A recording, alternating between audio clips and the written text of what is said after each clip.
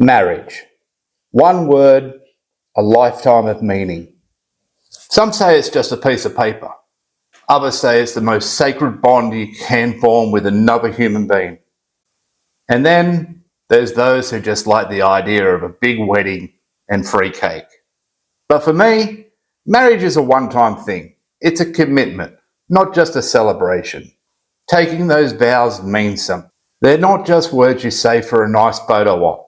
They're a promise, a foundation, and sometimes a real test of patience. I've only been married for 5 years, so I'm still learning the ways. But in these 5 years, I've come to understand some real truths about marriage. Things I wish I knew before, things I've had to learn the hard way, and things that have made my relationship stronger. And if I had to break it down, marriage comes down to 5 key elements, the 5 C's: communication, commitment, compromise, connection, and compassion. Every strong marriage thrives on these, and every struggling marriage lacks at least one. But before we dive into that, let me tell you a story. When I first got married, I thought I had it all figured out. I mean, how hard could it be? You love each other, you've lived together, you tackle life side by side. Simple, right? Wrong. Reality check. Marriage isn't just about love and good vibes. It's work. And not the kind of work where you clock in and out. It's 24/7, on call, emotional, mental, and sometimes physical labor of showing up for another human being. Let's start with the first C, communication. My wife has been on my ass for years about becoming a better communicator. She has continuously told me I need to get better at it. And honestly, I had no idea what the hell she was talking about. Because I was always talking to her. I'd tell her things all the time. I'd ask her for the help. I'd tell her stories, just like I am here. By the way, if you like how this story's going, give me a like and a subscribe. Anyways, I thought every time I opened my mouth to speak, I was communicating. But no. Apparently, I was no good at it. We would have this conversation every 6 months for the first 4.5 years. And to tell you the truth, I would get sick of it.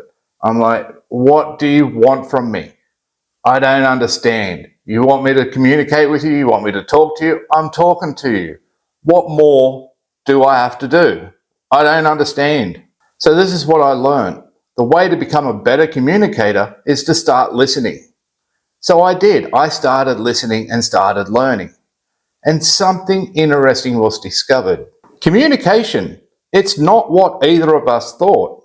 What we both discovered was you have only truly communicated once both people are in agreement. Now that was a game changer, and that made sense because for all these years, neither of us left a conversation in agreement. I always thought I was making a point, and she always thought I could be way better. So we didn't agree. So the conversation never actually ended. When we did some more reflecting, we noticed that when we did agree on things, we never revisited it. We made a decision, took action, moved on. But on some topics, when we didn't agree, sometimes it turned into war. And it nearly always ended in a fight. Now, agreeing doesn't mean backing down, but sometimes it does mean compromising from both sides. And always remember, you are a team. You are stronger and smarter together than when you work against each other. And when you remember that both people are fighting for the same thing, it makes more sense to come to an agreement than to be right. Which brings us to the second C, commitment. Commitment isn't just about staying together. It's about actively choosing each other every day, even when you don't feel like it. It's easy to be in love with everything's great, but real commitment shows up when things get hard. When life throws stress, disagreements, and rough patches your way, it's waking up and saying, we're in this together, no matter what. My wife and I call it the circle, and the only two people in that circle are me and her. We are side by side, back to back. It's us versus everybody else. We are in it together. We are a two-man army. Sometimes we let our dog in, but virtually we're a two-person army because we are one. And that's our commitment to each other. We commit to us, not to me and not to her, but together as we. Now that we've established communication and commitment, let's dive into the next key pillar, connection, aka intimacy. And no, I'm not just talking about sex. True intimacy in marriage goes way beyond the physical. It's about emotional closeness, vulnerability, and making sure your partner feels seen, heard, and valued. At the beginning of a relationship, intimacy feels effortless. You can't wait to be around each other. Every touch feels electric, and deep conversations happen naturally. But after a few years, life kicks in. Work, stress, responsibilities, it all starts to pile up. And suddenly, your idea of a quality time is sitting next to each other scrolling on your phones, telling each other that you love them, give them a quick peck on the cheek or on the lips and a hug each morning. That's not being intimate. And I found out this the hard way. My wife told me that I sucked at it. Here's what I've learned. Intimacy isn't something that just happens. You have to create it. You have to make it a priority. And sometimes that means pushing past your own comfort zone. For me, that meant learning how to express affection in ways that actually mattered to my wife, not just what I thought was affection.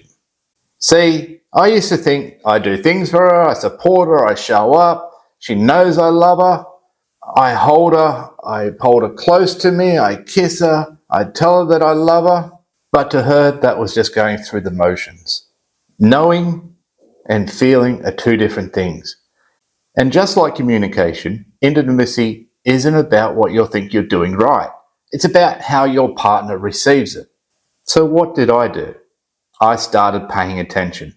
I asked questions. I learned that from my wife. Little gestures like random texts in the middle of the day. Sitting down and actually listening instead of just hearing meant more than any grand romantic gesture ever could. And the funny thing, the more I leaned into that, the more connected we became. The more I made her feel loved in a way she understood, the more she did the same back for me. Intimacy is a two-way street. You can't expect your partner to pour into you if you're not doing the same. But here's the real secret. Intimacy isn't just about keeping the spark alive. It's about making sure the fire never burns out in the first place. Then we have compromise and compassion, the final two C's. Compromise is knowing that you won't always get your own way. But that's okay, because neither will they. And compassion, it's the glue that holds all this together. When you truly see your partner as a human, flaws, mistakes, struggles and all, you approach everything with a little more kindness, a little more patience, and a whole lot more love.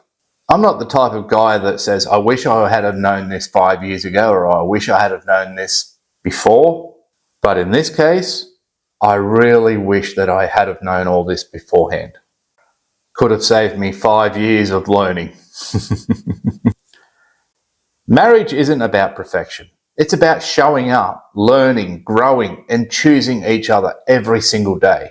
So if you're married, about to be married, or just dreaming about it, remember the 5 C's: communication, commitment, connection, compromise, and compassion.